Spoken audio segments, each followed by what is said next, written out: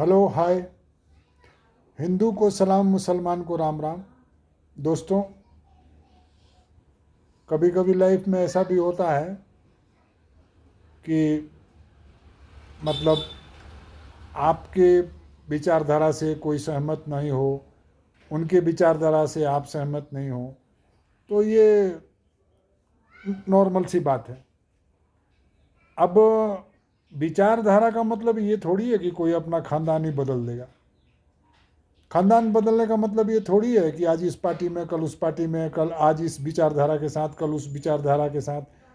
मतलब हद ही हो गई है यार। ये नेताओं की सुने या मतलब अपनी सुनाएं। हमारी तो वो क्या सुनेंगे, उनकी कुर्सी सलामत रहे बस। यही ऊपर वाला से दुआ है कि उनकी कुर्सी सलामत रहे।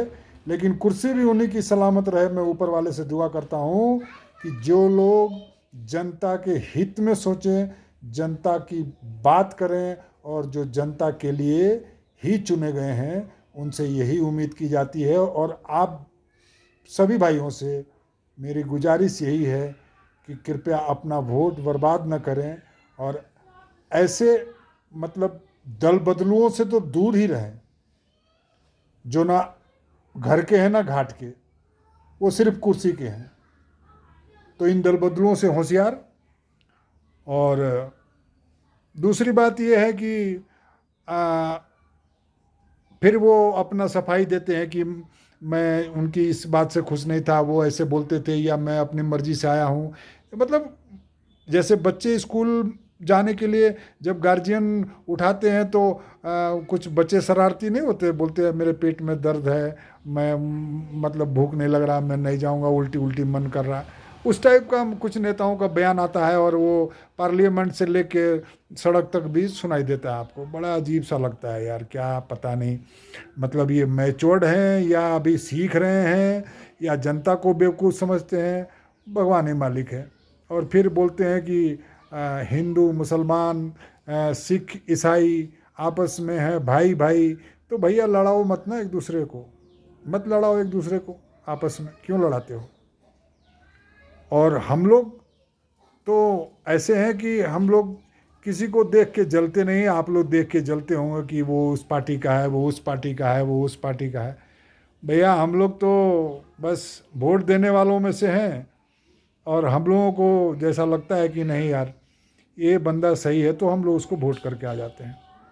तो कुल मिला के ये है कि दोस्तों, आप भी होशियार रहें और औरों को भी होशियार करें। क्योंकि ये नेता सिर्फ लेता, कुछ भी नहीं देता जी, कुछ भी नहीं देता। ये बेकार, बेकार की बात है। अभी क्या बोलूं मैं, कैसा बोलूं, मेरे को समझ में नहीं आता। हाँ, सच बोले तो मुश्किल, झूठ बोले तो वो तो पाप का दरिया, पाप का घड़ा भर जाएगा और वो फूट जाएगा एक दिन। तो कम से कम जब सबको मालूम है कि भैया सच बोलने में ही भलाई है, तो झूठ क्यों बोलना है? सच का सहारा लो ना, झूठ का सहारा क्यों लेना? क्योंकि वही बात हो जाती है कि जैसे बच्चा मतलब अपनी छोटी सी गलती को छुपाने के लिए झूठ पर झूठ, झूठ पर झूठ बोलता जा रहता है। वैसे आजकल नेता लोग बोले जा रहे हैं। अरे क्या मतलब है यार, मतलब हद ही हो गई यार। आप लोगों से सीखना या मतलब आप लोगों को सिखाना, कैसा क्या करना, मेरे को समझ में नहीं आता। फिर जनता की भी मजबूरी है कि वो वोट करे तो किसको करे। वो एक नाना पाटेकर एक पिक्चर में डायलॉग मारे, 100 में 99 बेईमान फिर भी मेरा भारत देश महान। तो कुछ अच्छे भी हैं और कुछ गलत भी हैं।